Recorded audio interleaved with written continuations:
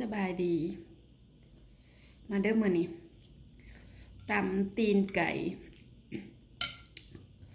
นะใส่ข้าวปุ้นแล้วก็ลวกผักใส่นิดนึง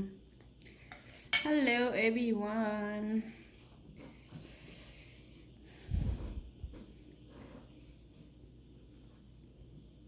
บอกได้สำนี้แหละ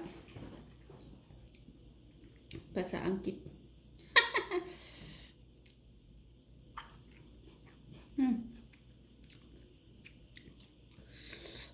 แซ่บแซ่บพี่น้อง delicious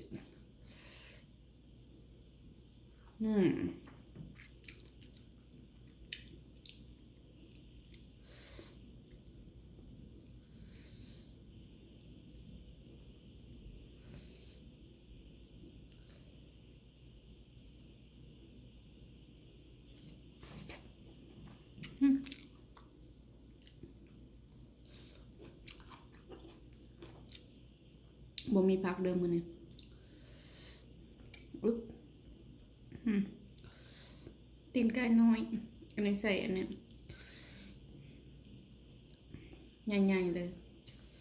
ผักลวกใส่ซ้ำนี่แหละผักสเปนิชนะ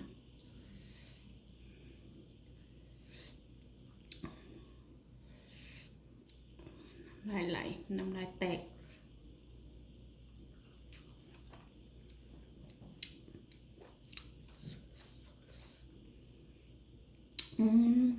ใส่หมูพริก10 หน่วยเลยมันเนี่ย